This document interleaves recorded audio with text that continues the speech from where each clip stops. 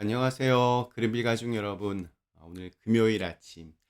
네, 오늘도 이렇게 매일 한 말씀으로 또 오늘 하루를 시작하는 모든 분들에게 주님의 성령으로 새로운 꿈을 꿀 수 있는 그런 귀한 날이 되시기를 간절히 기원합니다.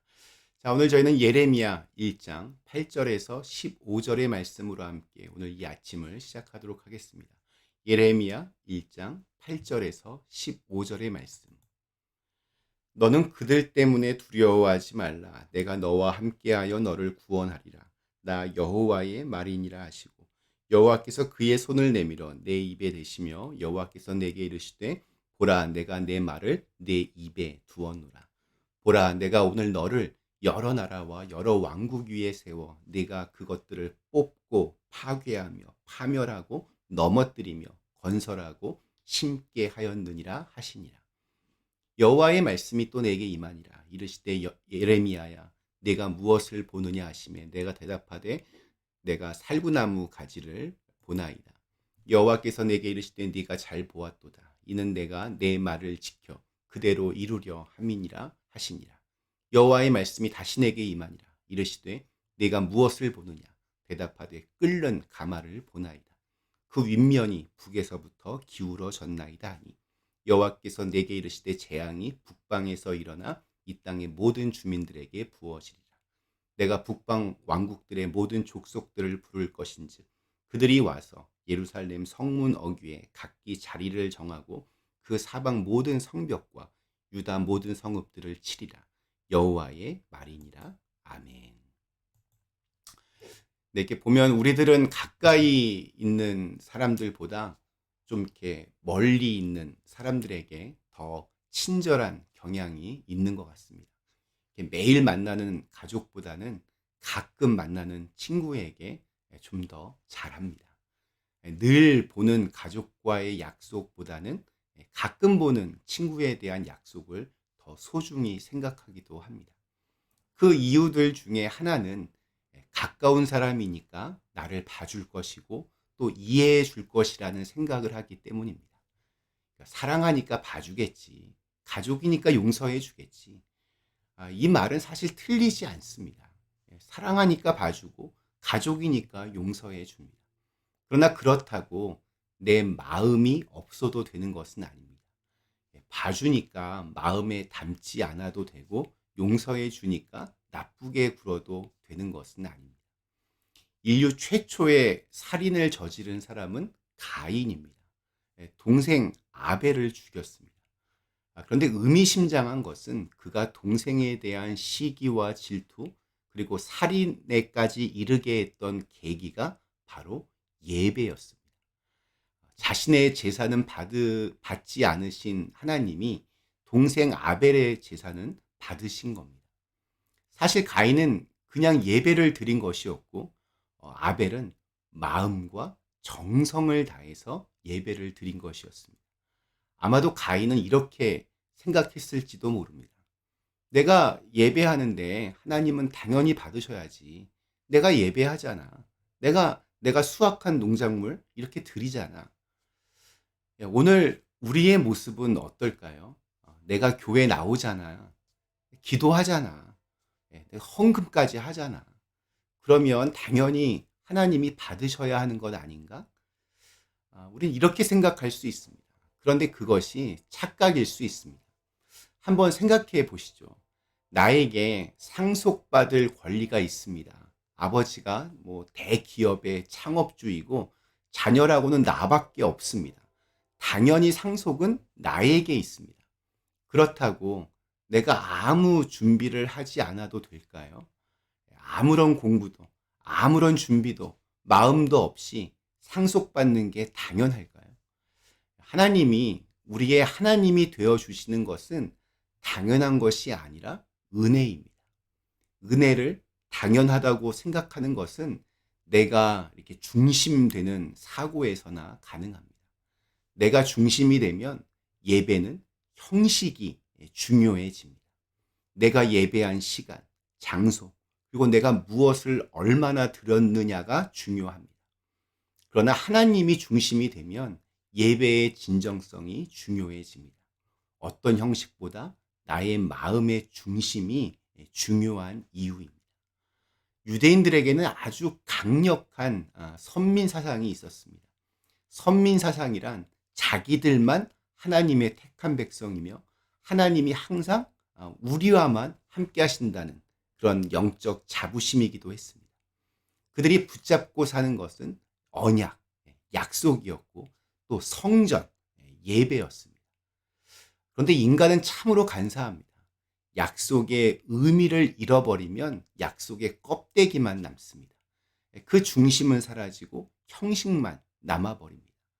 하나님의 임재가 사라진 거대한 성전은 자신들의 욕망을 위한 도구로 전락해 버렸습니다. 예레미야는 아주 개혁적인 설교가였습니다. 그는 41년 동안 사역을 했는데 사역 기간 내내 인기가 없던 설교자였습니다. 사람들이 그의 설교 듣기를 싫어했습니다. 왜냐하면 개혁이라고 하는 것이 본래 아픈 것이기 때문입니다. 요즘에는 뭐 나라 경영도 그렇고 기업 경영도 그렇고 보면 개혁, 혁신 이러한 말들을 마치 성공하는 사람들의 화두처럼 그렇게 이야기합니다. 그러나 그 뜻은 잘 모르는 것 같습니다. 개혁은 마치 그 개간을 위해서 땅을 이렇게 완전히 뒤집듯이 내가 익숙했던 삶의 모든 패턴들을 완전히 갈아엎는 것을 의미합니다. 혁신은 자신의 뼈를 깎는 아픔 없이는 이룰 수 없습니다. 예레미야는 이 개혁과 혁신을 두 어깨에 짊어진 설교자였고 선지자였습니다. 예레미야가 사역했던 시대의 남유다는 그야말로 격변기였습니다. 주변 강대국이었던 아수르가 몰락하고 바벨론이 떠오르던 시기였습니다. 그 틈바구니에서 이스라엘은 처절한 몸부림을 쳐야만 했습니다. 애굽과 또 바벨론 사이를 오가며 추종과 굴종의 남다른 노력을 기울였습니다. 그 시기 예레미야의 말씀 선포가 시작되었습니다. 본래 생활이 어려울 때는 만사가 다 귀찮은 법입니다. 특별히 그럴 때 막 뼈를 때리는 팩트 너무너무 싫습니다. 오히려 그냥 위로와 격려, 그냥 모른 채 해주기를 바라는 심리가 모두에게 있습니다. 그런데 예레미야는 그 와중에 개혁을 외칩니다. 우리 오늘 읽은 10절에는 6가지의 단어가 등장합니다. 뽑고, 파괴하며, 파멸하고, 넘어뜨리며, 건설하고, 심게 하였다. 이것이 예레미야에게 주신 사역에 대한 그러한 소명입니다. 한마디로 말하면 부수고 다시 세우라는 뜻입니다. 어쩌면 이것이 예레미야서 전체를 관통하는 주제라는 생각이 들었습니다. 후안 카를로스 오르티지의 제자입니까? 라는 책에 보면 우리의 신앙생활을 마치 집 인테리어 공사하는 것으로 그렇게 표현을 합니다. 더러워진 벽지를 뜯고 새로운 벽지를 이렇게 붙이는 것처럼 이렇게 술을 끊고 도박을 끊고 나쁜 짓 하지 않는 겁니다. 또 낡고 해진 바닥을 강화된 마루로 까는 것처럼 교회도 정하고 꼬박꼬박 출석해서 예배를 드리고 어두침침한 그 조명을 화려한 쌍들리에로 바꾸는 것처럼 세상 음악과 문화를 즐기던 패턴을 찬송과 말씀으로 바꾸는 것, 이렇게 인테리어 하는 것을 신앙생활에 이렇게 비유하였습니다. 그러나 책에서 보면 이 모든 것이 다 헛되다고 말합니다. 왜냐하면 예수님의 십자가는 그 복음은 단순한 내부 리모델링 공사 정도가 아니라 우리의 삶이 죽었다가 다시 태어나는, 그러니까 부수고 다시 짓는 것을 의미하는 것이기 때문입니다. 잡초는 쉴 새 없이 계속해서 뽑아 주어야 합니다.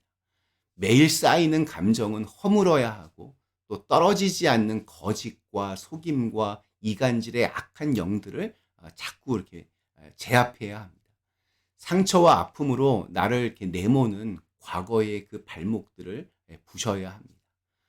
그래야만 우리는 새로운 시간과 미래를 세워갈 수 있습니다. 잡초와 상관없이 수많은 공격 속에서도 끊임없이 말씀의 씨앗을 심고 뿌려야 합니다. 그것이 바로 개혁입니다. 개혁은 가만히 있는다고 오지 않습니다. 혁신은 끝까지 붙들어야 합니다. 그리고 여기에 한 가지 더 추가하고 싶습니다. 바로 나라고 하는 존재입니다. 진짜 싸우고 바꾸어야 할 대상은 그 누구도 아닌 나 자신입니다. 개혁의 대상은 나이고 혁신의 대상도 역시 나임을 기억해야 합니다. 내가 바뀌는 것이 진짜 은혜입니다. 오늘 우리에게 주신 하루, 하나님의 말씀이 우리를 새롭게 변화시키시고 또 이끄시는 날이 되기를 간절히 기원합니다. 잠시 함께 기도하시겠습니다. 전능하신 하나님, 오늘도 주신 말씀을 통하여 새롭게 변화되고픈 우리의 마음을 담아 주님께 드립니다. 우리를 변화시켜 주시고 우리를 혁신시켜 주시고 또 우리를 개혁시켜 주시옵소서. 예수님의 이름으로 간절히 기도드리옵나이다. 아멘.